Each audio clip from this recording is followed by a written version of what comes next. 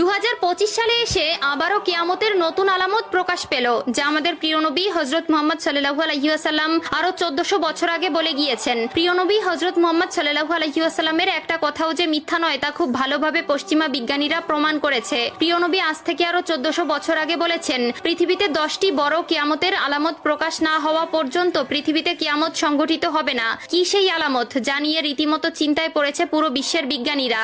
আপনি যদি একজন মুসলিম হয়ে থাকেন তবে ভুলেও ভিডিওটি এড়িয়ে যাবেন না, কারণ আমরা আজকে আপনাদের জানাতে চলেছি প্রকাশিত হওয়া সেই কিয়ামতের আলামত সম্পর্কে। আর আপনি যদি আমাদের প্রিয় নবী হযরত মুহাম্মদ সাল্লাল্লাহু আলাইহি ওয়াসাল্লামকে ভালোবেসে থাকেন তবে অবশ্যই কমেন্ট বক্সে আলহামদুলিল্লাহ কমেন্ট করবেন আর ভিডিওটি শেয়ার করে দিতে ভুলবেন না, কারণ আপনার একটি শেয়ারে আরো অনেক মুসলিম ভাই ও বোনেরা কিয়ামতের এই আলামত সম্পর্কে জানার সুযোগ পাবে। তো চলুন বেশি কথা না বলে শুরু করা যাক আজকের এই ভিডিও। হাদিসে বর্ণিত আছে, কিয়ামত সংঘটিত হওয়ার পূর্বে পুরো পৃথিবী থেকে পবিত্র আল কোরআন উঠিয়ে নেওয়া হবে। প্রিয় দর্শক, কিয়ামতের নিকটবর্তীতার প্রমাণ স্বরূপ কিছু আলামত প্রকাশ পাবে। এর মধ্যে কিছু হবে বড় আলামত, আবার কিছু হবে ছোট ছোট আলামত। ইতিমধ্যে পুরো বিশ্বে অসংখ্য কিয়ামতের ছোট আলামত প্রকাশিত হয়েছে।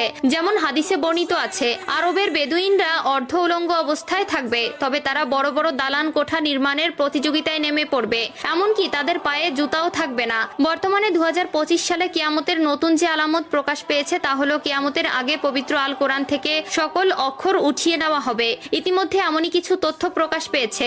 আজ থেকে প্রায় 1400 বছর আগে মহান আল্লাহ তাআলা হযরত মুহাম্মদ সাল্লাল্লাহু আলাইহি ওয়াসাল্লামের উপর কোরআন নাজিল করেন এবং আল্লাহ তাআলা ঘোষণা দেন কিয়ামতের আগ পর্যন্ত তিনি নিজেই তা সংরক্ষণ করবেন। আল্লাহ তাআলা পবিত্র আল কোরআনের মধ্যে বলেছেন, নিশ্চয়ই আমি কোরআন অবতীর্ণ করেছি এবং আমি এর সংরক্ষক। সূরা আল হিজর আয়াত নম্বর 9। কিন্তু এমন এক সময় আসবে যখন মানুষ কোরআন ভুলে যাবে। পৃথিবীতে এমন কেউ থাকবে না যে কোরআন স্মরণ করবে। তখন আল্লাহ তাআলা এই পৃথিবী থেকে কোরআন তুলে নিবেন। এরপর ইসরাফিল আলাইহিস সালাম সিংগায় ফুঁক দিবেন এবং এই মহাবিশ্ব ধ্বংস হয়ে যাবে। রাসূলুল্লাহ সাল্লাল্লাহু আলাইহি ওয়াসাল্লাম বলেছেন, রাতের অন্ধকারে কোরআন মানুষের বুক থেকে উঠিয়ে নেওয়া হবে, এমনকি মুসহাফের একটি আয়াতও পৃথিবীতে অবশিষ্ট থাকবে না। ইবনে মাজাহ হাদিস নম্বর 4050। কিয়ামতের আগে পৃথিবীতে কোনো মুমিন ব্যক্তি থাকবে না। কিয়ামত আসবে পৃথিবীর সবচেয়ে নিকৃষ্ট মানুষদের উপর।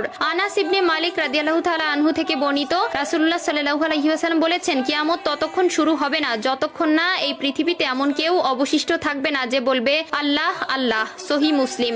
অর্থাৎ কিয়ামতের আগে সকল মুসলিম মারা যাবে। আবু হুরায়রা রাদিয়াল্লাহু তাআলা আনহু থেকে বর্ণিত, রাসূলুল্লাহ সাল্লাল্লাহু আলাইহি ওয়াসাল্লাম বলেছেন, আল্লাহ তাআলা ইয়েমেন থেকে একটি মৃদু বাতাস প্রবাহিত করবেন যা রেশমের মতো মসৃণ হবে। যার অন্তরে এক বিন্দু পরিমাণেও ঈমান থাকবে সে সেই বাতাসে শান্তির মৃত্যুবরণ করবে। সহিহ মুসলিম।